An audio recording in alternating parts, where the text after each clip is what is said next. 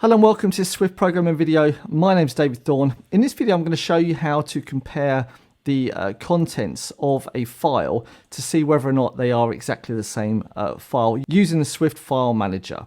Now obviously you can see here I've got two files and they have different file names but they have the same content, and then we have this other file who's got different file name and also different content, as you can visually see. So I've got the three paths to those files, all located within inside of this sources directory as well. Don't forget that. And let's just put that there, put that there. Okay, well, this is really easily done. We just say FileManager contents equal, right? Contents equal here. And we just say path 1 and then path 2, all right? So we're just going to compare let's just say test 1 here, and then we'll do path 1 to path 3, and then we'll do path 2 to path 3, and test 2 and test 3.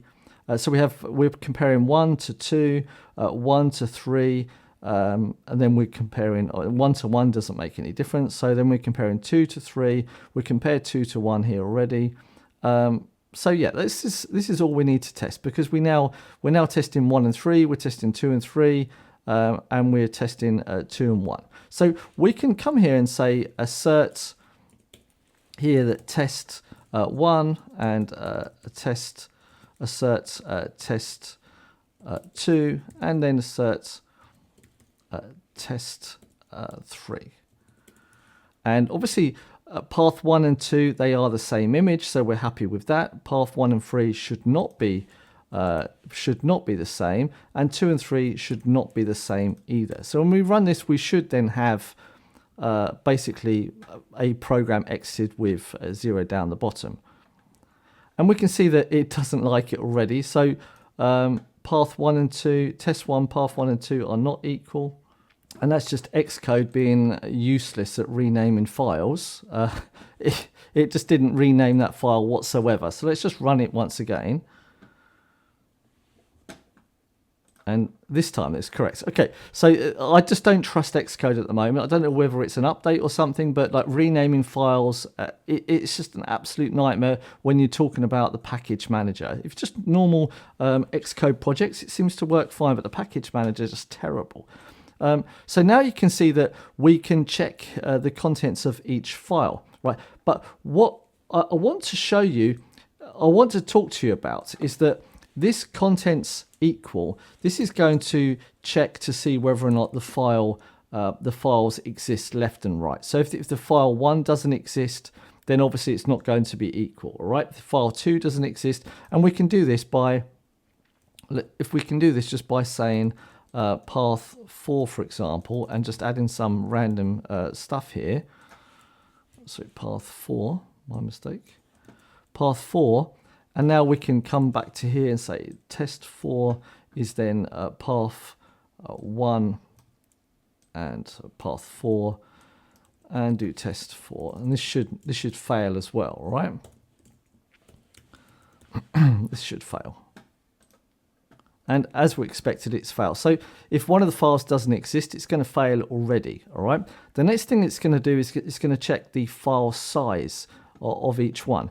Now, they all have the same file size, but that doesn't necessarily mean to say that the files are equal, all right? And if you're not able to get your head around this, it's perfectly fine. Let's just say that a file contains 1 byte, all right? 1 byte. And in those bytes, that byte has then got 8 bits. So 2, 3, 4, 5, 6, 7, and 8. And let's just say this is then file 1, all right?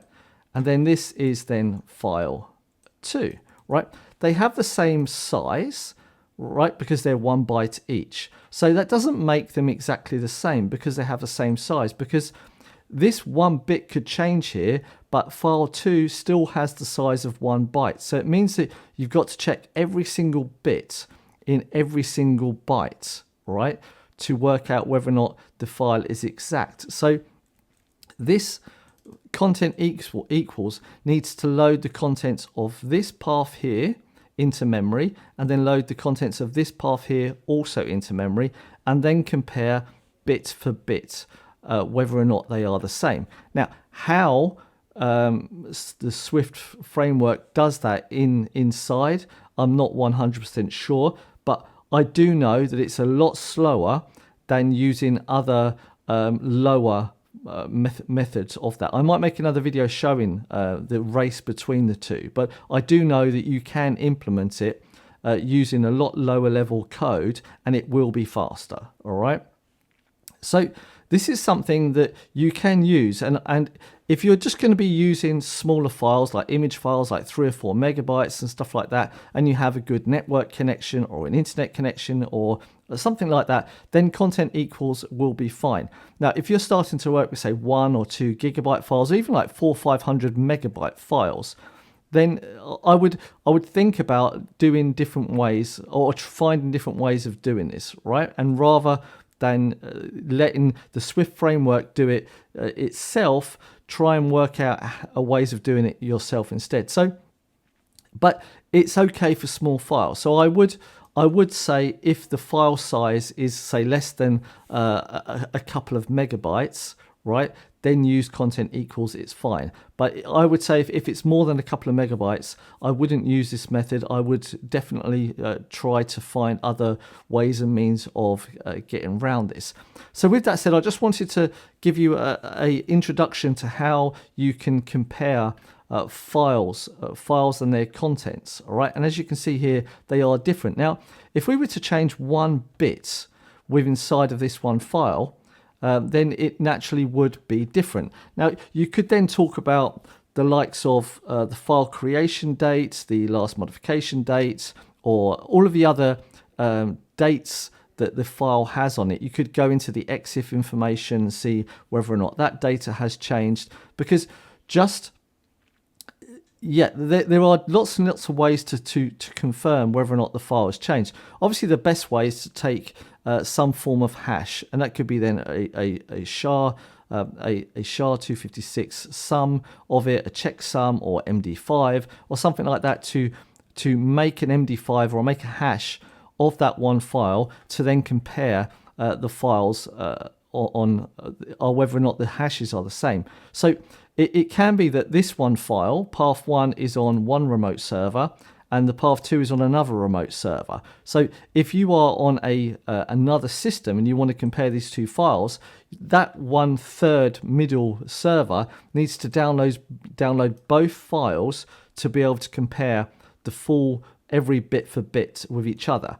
Now, if you can find some way of having a hash system, a checksum system on each server to be able to checksum this first of all, and then all you got to do is send over a simple string to the other third party to say whether or not these files exist. So, but that's more overhead for you to be able to have services running on the other servers to say, hey, do this checksum please first, and then send me that checksum.